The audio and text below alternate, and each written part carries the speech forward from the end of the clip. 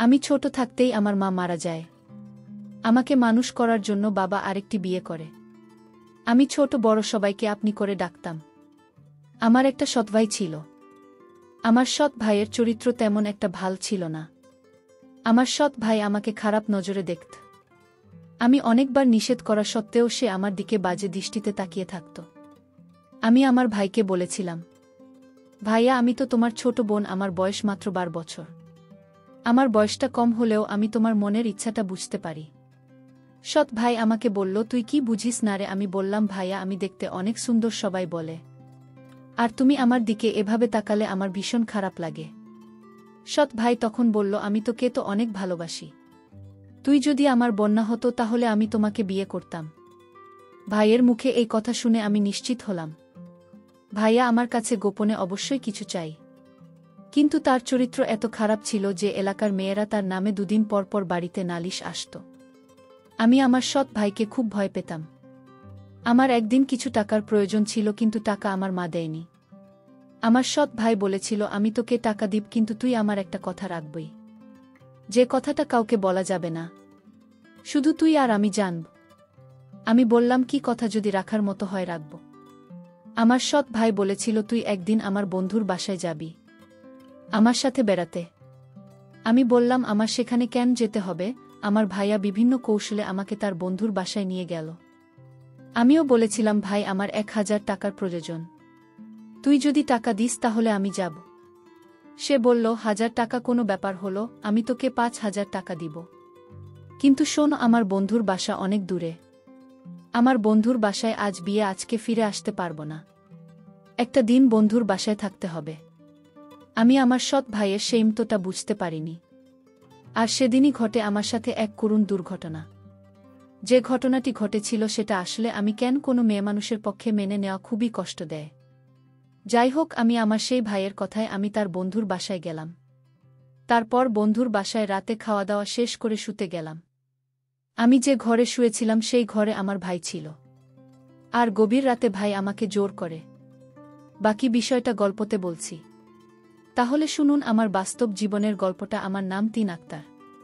গরিব পরিবারের মেয়ে আমি। বাবা কৃষি কাজ করে, কিনা পড়ালেখায় অনেক ভালো, তাই পড়ানোর আগ্রহ বেশি। তিন তাকে পড়াতে চাই, তাই তো কষ্ট করে হলেও ভার্সিটিতে ভর্তি হয়েছে। আজই গ্রাম থেকে এসেছে, সে এমন এক অবস্থায় পড়েছে। তিনি দেখতে অসম্ভব সুন্দর, অনেক নরম মনের, যখন তখন যাকে তাকে বিশ্বাস করে ফেলে। লেখাপড়া ছাড়া আর কোনো কিছু বোঝে না। গরিব হলেও অনেক আদরের, কিনা সবার চোখের মণি। কিন্তু তিনার বাবার পক্ষে এত টাকা জোগাড় করা কষ্ট হচ্ছিল। কোথা থেকে এত টাকা আনবে? মেয়েটার বড় ইচ্ছা কলেজে লেখাপড়া করে বড় কিছু হয়। কিন্তু আমার তো নুন আনতে পান্তা পুরায়। আমার বাবা রাত দিন পরিশ্রম করে আমার লেখাপড়ার খরচ বের করত। কিন্তু বাবার কষ্ট আমার কিছুতেই সহ্য হতো না। আমি বাবাকে বললাম, বাবা, আমার জন্য তোমার এত কষ্ট করতে হবে না। আমি লেখাপড়া করেছি, আমি নিজেই বের করতে পারবো। বাবা বলল, তুই কেমন পারবি বাবা? তুমি কোনো চিন্তা করো না, শুধু আমার প্রতি দয়া রাখ। আমি ভার্সিটিতে পড়ালেখা করব বাবা, এটা আমার স্বপ্ন। আমার একটা সতভাই ছিল। আমার মা ছোটবেলায় মারা যান, কিন্তু আমার বাবা আর একটি বিয়ে করেন, কারণ সংসারে রান্নাবান্না করার মতো কোনো লোক ছিল না। আর তাই বাধ্য হয়ে বাবা বিয়েটা করল। আমার শত মা আমাকে খুব ভালোবাসে, নিজের মায়ের মতো আমিও দেখি। কিন্তু আমার একটা শত ভাই ছিল, তার নাম রফিক। সে লেখাপড়ায় খুবই কাঁচা। লেখাপড়া না করে সারাদিন আড্ডা মারে বন্ধুদের সাথে। লেখাপড়ার প্রতি তার কোনো আগ্রহ নেই। আমার সব ভাইয়ের কোনো মতো ভালো না। সে কিছুদিন আগে বন্ধুদের সাথে যোগ করেছে, একটা ছেলেকে মেরেছে। কিন্তু এই ছেলের চিকিৎসার সমস্ত খরচ আমার বাবার বহন করতে হয়েছিল। আমার বাবার কথার অবাধ্য থাকতে সবসময় আমি এত ভাল লেখাপড়া করি। তার প্রশংসা শুনলে তার মাথা নিচু হয়ে যেত। আমার প্রশংসা সে কিছুতেই সহ্য করতে পারত না, কারণ আমি তার সৎ বোন ছিলাম। নিজের আপন বোন হলে আজ সে খুশি থাকতে হতো। যাই হোক, আমার সৎ ভাই কিছুদিন পর একটা মেয়েকে পছন্দ করে। তাকে সে বিয়ে করতে চায়, কিন্তু তার তো কোনো কর্ম নেই। বিয়ে করে কিভাবে সংসার চালাবে? বাবা তাকে নিষেধ করেছে যে তুমি এখন বিয়ে করতে পারবে না, আগে একটা চাকরি করো, তারপর দেখা যাবে। আমার সৎ ভাই তখন বাবার সাথে রাগারাগি করল। বলল, ওই মেয়েকে না পেলে সে বাঁচবে না, নিজেও মরে যাবে। আর কত কি বলতে লাগল।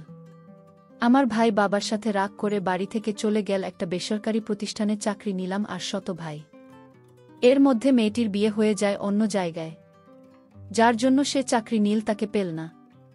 আমি তাকে সান্ত্বনা দিলাম, ভাইয়া আমি তোমাকে এর চেয়ে ভালো মেয়ে আমার ভাইয়ের জন্য নিয়ে আসব। সে তখন আমায় বলল, আপু তোর একটা কথা বলি। আমি বললাম, কি কথা ভাইয়া? রফিক বলল, আমি তো লেখাপড়ার সমস্ত খরচ আমি দেব, আমি তো স্বপ্ন পূরণ করব। এই কথা শুনে আমার ভালো লেগেছিল, কিন্তু হঠাৎ এত মায়া আমার জন্য কেন হলো তা নিয়ে আমার মনে কৌতূহলের সৃষ্টি হলো। আমি বললাম, ভাইয়া থাক, তোমার কষ্টের টাকা দিয়ে আমার লেখাপড়া করতে হবে না। ভাইয়া তখন বলল, তাহলে তুই আমাকে পর ভাবিস। আমি তার উত্তরে বলেছিলাম, পর ভাবব কেন, তুমি তো আমার ভাইয়া, কিন্তু আমার খুব স্বপ্ন ছিল কলেজে লেখাপড়া করার, আর তাই রাজি হলাম। ভাই আর কোথায়? ভাইয়া বলল, তুমি রাজি হয়েছ, আমার টাকায় লেখাপড়া করবে। তবে আপু আমার একটা কথা তোমার শুনতে হবে।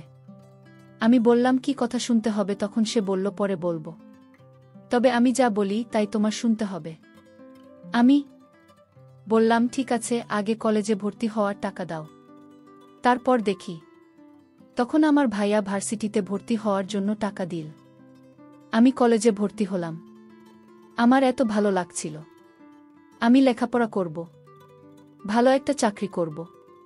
আমি ভার্সিটিতে যেদিন প্রথম পা রাখলাম, আমি এত বড় ভার্সিটি দেখে অবাক হয়ে তাকিয়ে দেখছে, আর ভাবছে এত বড় ভার্সিটিতে পড়ব আমি। চারপাশে দেখছে আর খুশি মনে হচ্ছে, কত ছাত্রছাত্রী ঘুরে বেড়াচ্ছে, আশেপাশে বড় বিল্ডিং, রাস্তা দিয়ে হেঁটে যাচ্ছে, আর স্বপ্নের রাজ্যের কথা ভেবে চলেছি।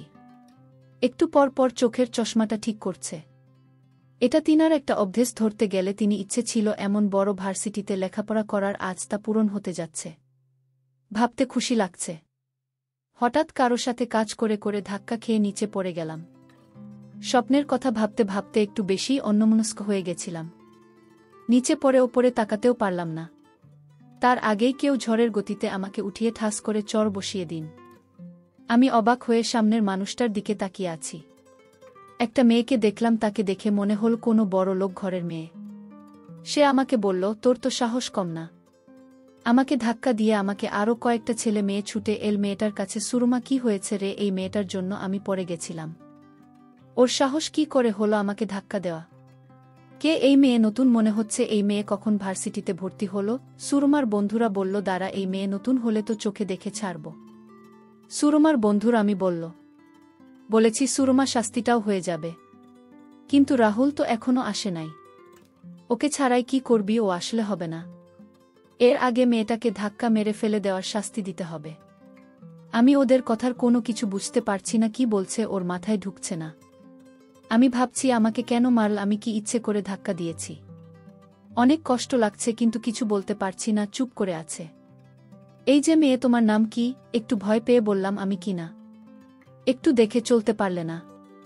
এখন তো ওরা তোমাকে প্রতিশোধ নেবে। তুমি দেখে চললে এমন হতো না। আমি কথাগুলো ভাবছিলাম। হঠাৎ ওই ছেলে সেগুলো বলল, এরা সবাই আমার দিকে আসছে দেখে আবার তাদের কাছে চলে গেল। এত জোরে থাপ্পড় দিয়েছে, আবার আমাকে মারবে কেন? সবাই আমার কাছে এসে নাম কি, বাড়ি কোথায়, কিসে পরিষদ জিজ্ঞেস করতে লাগল। তারপর আমাকে গান গাইতে বলল। আমি গান পারি না বলাতে আমাকে কানে ধরে রেখেছে। এদিকে সিয়াম আজ একটু দেরি করে ভার্সিটিতে এসেছে। এসে দেখে সবাই ভিড় করে দাঁড়িয়ে আছে। সিয়াম আসার সাথে সাথে সবাই ভিড় কমিয়ে চলে গেল, আর সব মেয়েরা হা করে তাকিয়ে আছে। কারণ সিয়াম হচ্ছে ভার্সিটির সবার সিনিয়র। সব মেয়েরা জয়ের দিকে হা করে তাকিয়ে আছে। সিয়াম গাড়ি থেকে নেমে ওর ফ্রেন্ডের দিকে যেতে লাগল। এখানে কি হয়েছে? এত ভিড় জমাচ্ছে কেন? আমাকে তখন ছেলেটি জিজ্ঞেস করল, তুমি কে আর তুমি আমার বান্ধবীকে ধাক্কা মেরে ফেলে দিলে কেন? আমি তাকে বললাম, দেখুন, আমি না দেখে তার সাথে ধাক্কা লেগে গেছে, আর এর শাস্তি হিসেবে আমাকে চড় মারলেন। তাও কি তাদের আমাকে প্রতিশোধ নেওয়ার বাকি আছে? তখন হঠাৎ লক্ষ্য করলাম আমার ভাই আসছে কলেজের দিকে। আমি মনের ভিতর খুব সাহস হচ্ছে, ভাইয়া যখন আসছে তাহলে ওদের হাত থেকে আমার ভাই আমাকে রক্ষা করবে। কিন্তু আমার ভাইয়ের রূপ দেখে আমি অবাক হয়ে গেলাম। আমার ভাইয়া বলল, সিয়াম আমার বন্ধু, আর বন্ধু বান্ধবীকে তুমি ধাক্কা দিয়ে মাটিতে ফেলে দেওয়ার কারণে তোমার অনেক শাস্তির বাকি আছে। আমি ভাইয়াকে বললাম, ভাইয়া আমি তোমার বোন, তুমি ওদের পক্ষে কথা বলছো। ভাইয়া তখন বলল, চোখকে তোর ভাই, আমি কারো খাই না। ওর বান্ধবীকে মারার জন্য আজ তো রেহাই নেই। তোর কত বড় সাহস, তুমি আমার বন্ধু বান্ধবীকে মারলে, এর জন্য তো মাশুল দিতে হবে। আমার চোখের পানি কিছুতেই আটকাতে পারলাম না। মনে মনে ভাবলাম, আর যদি সে আমার মায়ের পেটের ভাই হতো তাহলে কখন ওদের পক্ষ নিয়ে কথা বলতো না, নিজের বোনের জন্য জীবন দিয়ে দিত, তা ও বোনকে বিপদে ফেলে চলে যেত না। আসলে পর কখনো আপন হয় না, হতে পারে সে আমার শত ভাই। 7 ভাই এরকম আচরণ করবে? আমি তখন কান্না করতে লাগলাম। আমার কান্না দেখে ওরা হাসতে লাগল আর বলতে লাগলো, কেঁদে কোনো লাভ নেই। আমার ভাই হঠাৎ বল, আমার সাথে চল। আর ওরা বলল, আজ তুই বেঁচে গেলি তোর ভাইয়ের জন্য। ভাইয়া বলল, আমি তোকে টাকা দিয়ে কলেজে ভর্তি করিয়েছিস, এই টাকার কথা কি ভুলে গেছ? আমি বললাম, কি করতে হবে আমাকে বলো, আমি তোকে নিয়ে আমার বন্ধুর বাসায় যাব। আমি বললাম, বন্ধুর বাসায় কেন? রফিক বলল, আমি তো আগেই বলেছি তুই আমাকে কোনো প্রশ্ন করবি না। আমার সব কথা তো শুনতে হবে। ভাইয়া বলছি, আজ আমার মনটা ভীষণ খারাপ, কারণ আমি আজ প্রথম ভার্সিটিতে এসেছে অপমানিত হয়েছি। আমি আজ কোথাও যাব না। অন্যদিন বলিস তোর বন্ধুর বাসায় গিয়ে আসনে। আমার ভাইয়া তখন খুব রাগান্বিত হয়ে বলল, এখন বলেছি এখনই যেতে হবে। আমি ভাইকে বললাম, ভাইয়া প্লিজ, আমার খারাপ লাগছে, আমি আজ তোর সাথে কোথাও যেতে পারবো না। এই কথা বলতে আমাকে একটা জোরে চড় মারে ভাইয়া। আমি কান্না করে বললাম, ভাই তুই জন্মান, আমার আপন ভাই হলে আমাকে এভাবে মারতে পারত না। ঠিক আছে, আমি যখন তোর কাছ থেকে টাকা নিয়ে ভুল করেছি, তাহলে এই ভুলের প্রায়শ্চিত্ত আমার দিতে হবে। ভাইয়া নামক পাশের মানুষটি বলল, গাড়িতে। আমি কোনো কিছু না বলে চুপচাপ গাড়িতে উঠে পড়লাম। তারপর সে আমাকে তার বন্ধুর বাসায় আমাকে নিয়ে গেল এবং বলল, আমি তোর এখানে কেন এনেছি জানি? আমি বললাম, কেন আনলে এখানে? তখন একটা বয়স্ক লোককে আমাকে দেখিয়ে বলল, ওই লোকটিকে বিয়ে করতে হবে।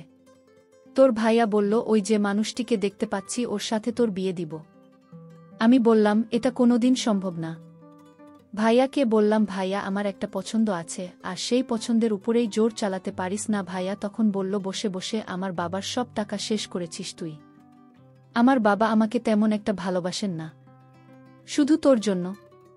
আর তাই তো কে আর সঙ্গে হচ্ছে না তোর জন্য। আমি বাবা আমার প্রতি তেমন নজর রাখে না, ভালোবাসে না, শুধু তোর কথা ভাবে। তাই আমি মনে মনে ভেবেছি তোকে ওই লোকটার সাথে বিয়ে দিয়ে দিব। লোকটা অনেক টাকার মালিক, একটু বয়সটা বেশি। আর কি, বয়স বেশি হলে সমস্যা কি?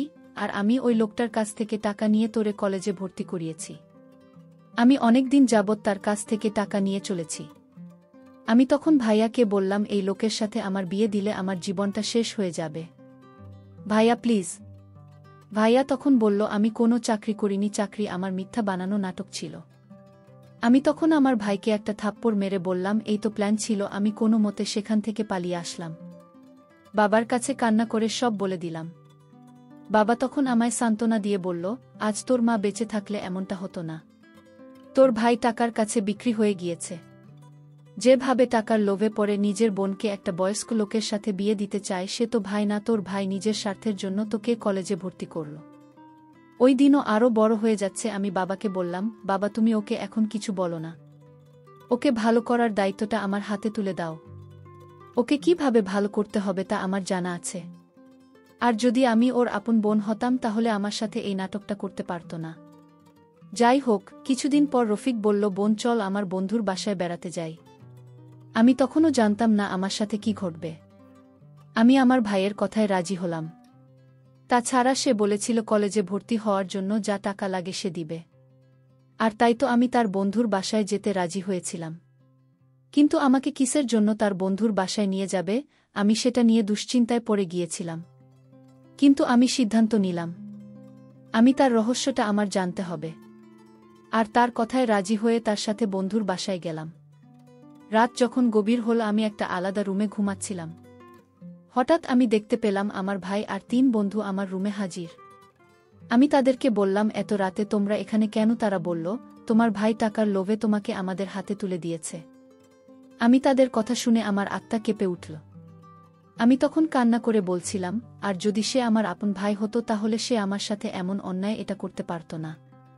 কিন্তু আমার ভাইয়ের বন্ধুরা বলল, আমরা তো তোমার কান্না শুনতে আসিনি, আমরা যে কারণে তোমার ভাইকে টাকা দিয়েছি সেটা পেলেই আমরা চলে যাব। আমি তখন অসহায় হয়ে বললাম, দেখো আমি গরিব ঘরের সন্তান, তোমরা আমার সাথে এমন অন্যায় করো না। কিন্তু তারা আমার কোনো অনুরোধ শুনেনি, বরং তাদের যে পাওনা ছিল তা আমার কাছ থেকে একে একে আদায় করে নিল। সব শেষে তারা যখন চলে গেল, আমি আমার ভাইকে বললাম, তুই একটা মানুষ, তুই একটা পাষাণ, তুই কি করে আমার এত বড় ক্ষতি করলি? এই কথা বলে আমি চলে এলাম। কিছুদিন পর সৎ ভাই এটা একটা রোড অ্যাক্সিডেন্টে মারা যায়। আমি মনে মনে ভাবছিলাম, এটাই বুঝি তার পাপের ফল, অকালে চলে যাওয়া। আমি সেদিন তার জন্য বিন্দু পরিমাণ কষ্ট উপভোগ করিনি। আজকের গল্পটা এখানেই শেষ করলাম। ভালো লাগলে চ্যানেলটি সাবস্ক্রাইব করে পাশে থাকবেন। ধন্যবাদ।